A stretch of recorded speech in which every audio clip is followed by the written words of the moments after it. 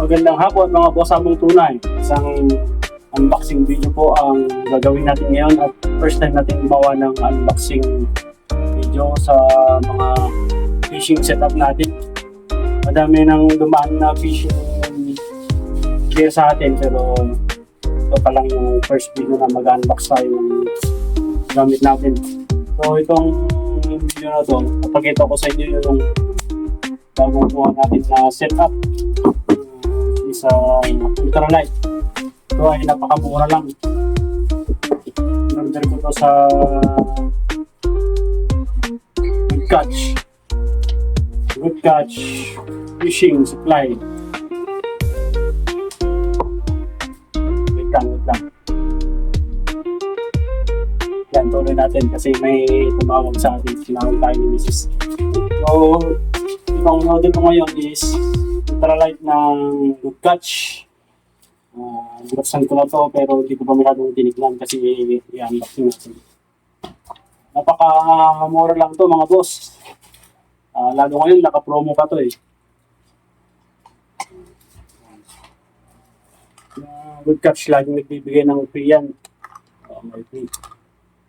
Hindi ko alam kung anong tawag dito. Pag-comment na lang kung anong tawag dito sa feed na ito.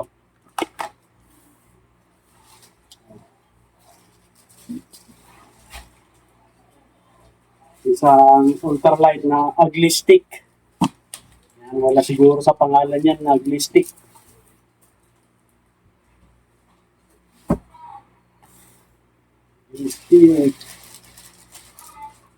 Siguro ito na yung pinakamurang fishing rod na nabili. Pero hindi naman itong basta-bastang brand. Kasi napakasikat naman itong ugly stick na ito. Talagang mura lang talaga. Saka pinanood ko din sa mga videos dun sa YouTube. Pinanood ko yung mga purchase nila. Maganda naman. No? Ugly stick.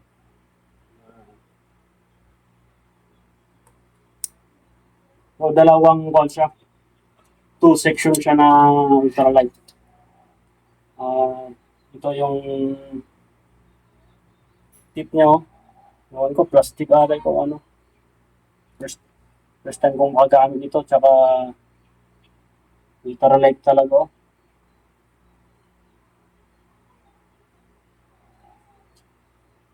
Bago sa akin ito. Napakalaki ng tip ng kanya. Ring guide dun sa tip. Napakalaki, oh. Tingnan nyo mga boss. Yung mga dating gamit kong mga rod, maliit lang yung ring guide dito. Ewan ko kung ano yung advantage, bakit ganito. Pero ang alam ko naman advantage pag ganito, pwede mong i-cast yung lure mo na kahit yung line mo is yung line na leader line mo tsaka yung braided line mo, yung nagkabitan, di ba may kwan doon, parang bulky doon na parte. Pag napasok dito sa ring guide kasi yun, tapos pag ikakas mo yung ring, sabit-sabit dito. So ito, maganda. Malaki yung kwan niya. Maluwang yung ring guide niya sa dulo. Malabo lang sumabit. Pero depende pa rin yun sa pagkatali nyo ng braided tsaka leader line nyo. Tapos itong kwan niya. Ang tawag dito, bat ba dito? Bat. So, yan. Mayroong nakalagyan na ugly stick pero parang hindi ko alam kung naalis tong ugly stick na to pag inalis yung plastic. Tara natin. Hindi hirap. Pero may naka-engrave na ugly stick dito. Siguro dito lang itong ring na to, itong nasa plastic lang. Tapos meron din dito. Ugly stick. Bakit kaya ugly stick?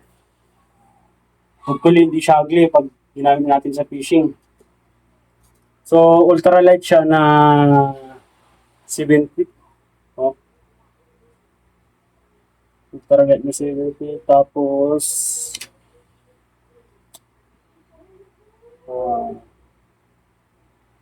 action ultralight. Tapos yung line capacity niya is 2 to 6 pounds.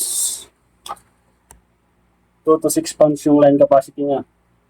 Tapos yung alam ko pag ganitong 2 to 6 pounds, yung gagamitin yung lure is hindi na siya lalampas sa 10 grams.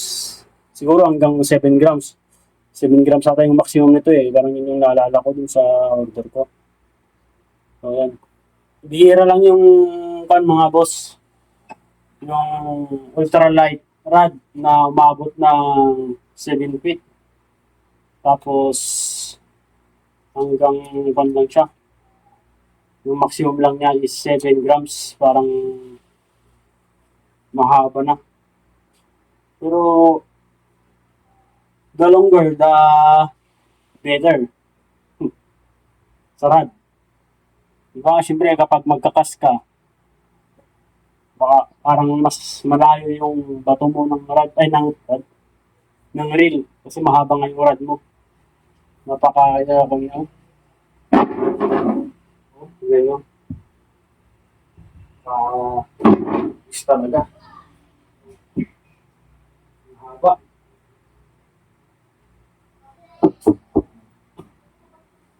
Mahaba siya ng ultralight.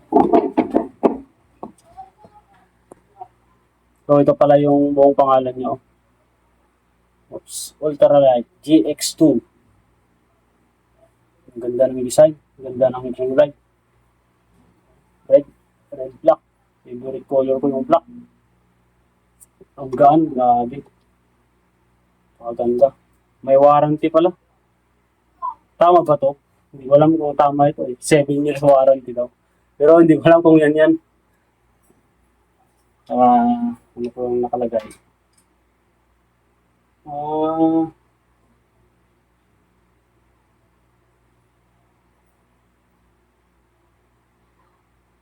7 years warranty.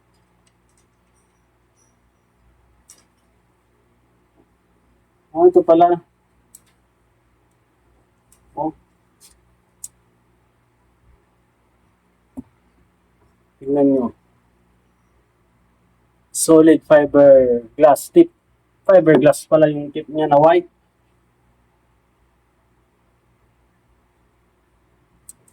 So, ibig sabihin, fiberglass ito. Fiberglass. Ayos ah. Hindi ko alam kung advantage ba yun o hindi. Tapos, gawa siya sa graphite. Tignan natin kung Fuji ring guide na siya.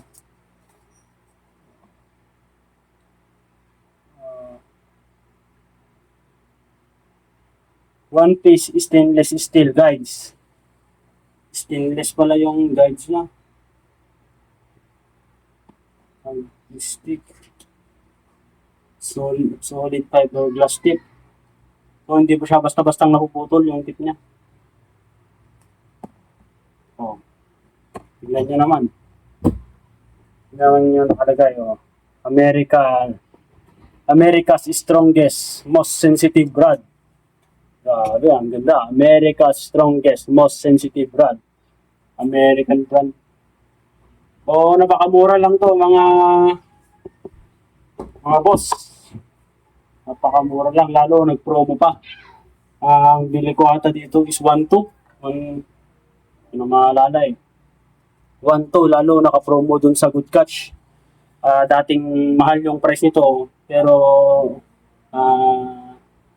timingan nyo na ngayon kasi mura yung price nito ngayon sa Good Catch. Yan, tapos na tayo sa rod. Meron tayong iba partner dito, reel din. Oops. Haba kasi 1,200. Yung ko, i-comment ko na lang yung sa price. Parang ganun nata. Mura lang. Pinakamurang rod ko. Dati yung mga rod ko, yung Lex Kapong, yan. Mas mahal yun. Kaso nasira. Proceed naman tayo dito sa partner niya, yung reel. So ito mga kangler pang dito, budget din to, mura din to. Ito din yung pinakamurang ultralight reel na nabili ko. Nagtitipid tayo kaya lahat mura. Ang kuha ko dito is 1,500. So, buksan natin.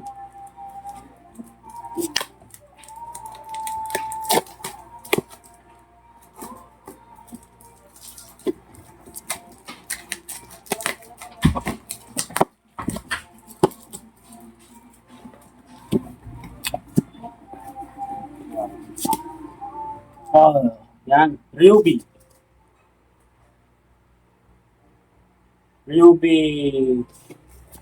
Basta Ryobi, bubuksan ko na lang. Napakaganda ng packaging niya. Lalo kanina inalis ko dun sa... So, dito,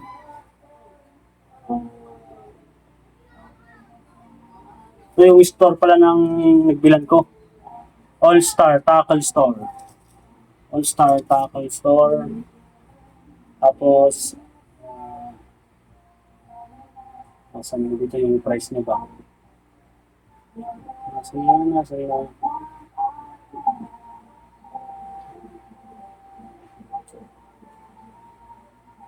Mamaya na. Hindi ko mahanap. Buksan na natin. Partner ng ultralight rod natin.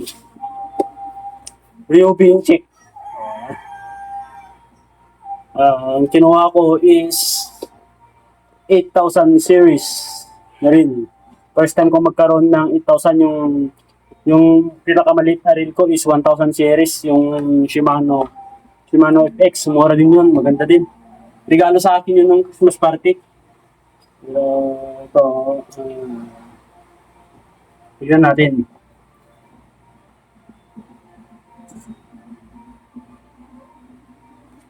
Sana natin mga boss.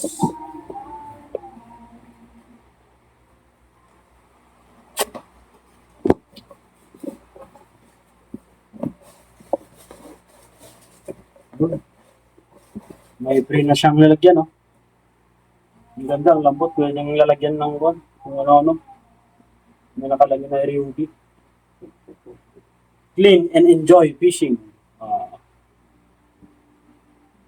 Dapat mag-enjoy ka mag-fishing kahit wala kang nahuhuli.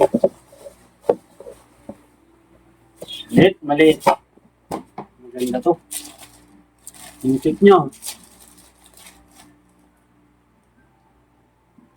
Napakalit, oh. Maganda.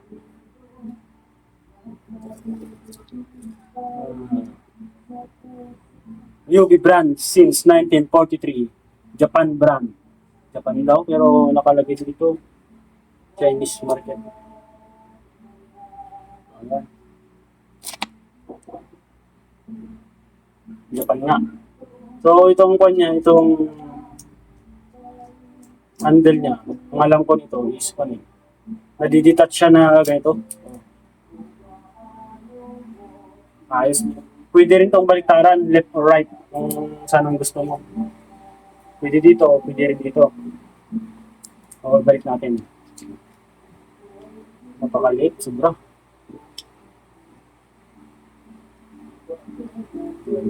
Maganda.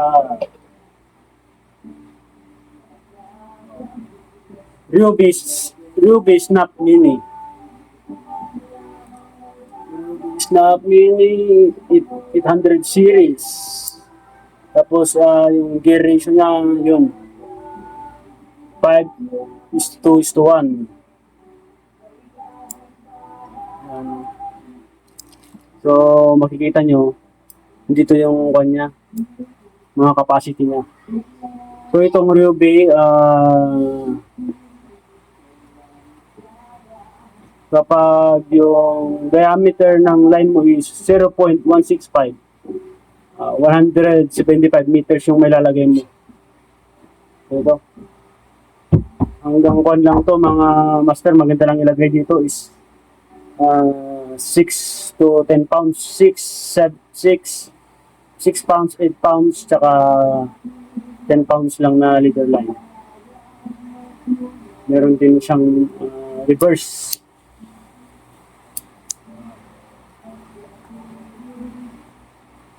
Smooth ah. Napaka-smooth. Napaka-smooth. Yan, yung nakasulat yan. Basahin nyo na lang. So,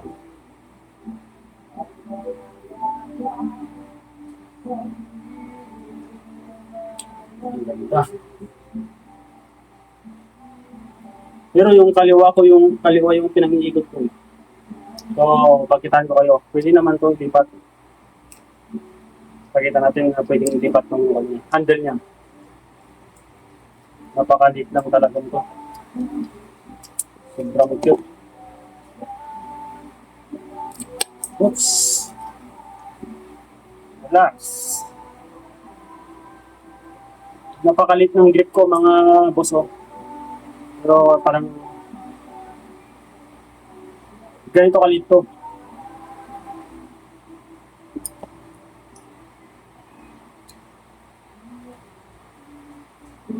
3+1 bearing siya. Yung bearing niya sa oh, tingnan yan, ilipat ko yung kanya. Magkanggan kahit 24 hours na tayo fishing, ganito kagano yung rin natin. Maraming gano'n. Sigura. Sana tumagal siya. Ito yung tunog ng drag reel nun. Kapag may dumawi sa inyong malakas-lakas. Lakas ng tunog. Yan yung music to our ears ng mga angler. Yung ganyan. Yan tunog. Sabihin may kumagat ng malaki. Umulan na. So, subukan na natin ilagay. Part lang dito sa room natin. Hindi ba tayo yung price itong ring?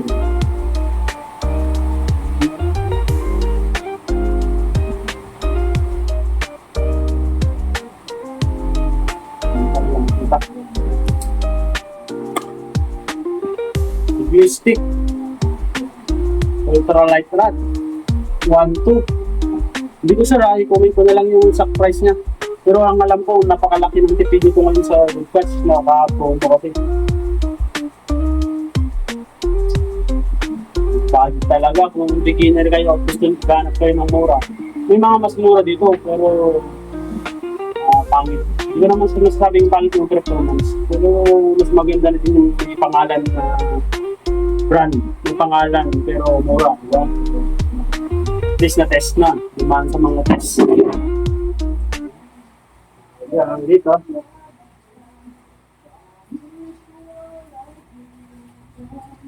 Tingnan natin ito.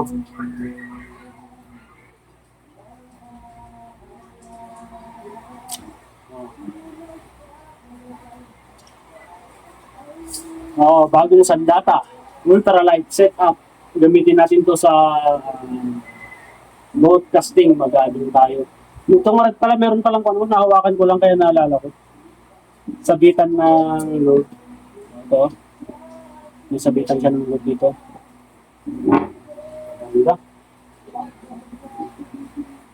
So, i-field test na rin to kapag may time na tayo.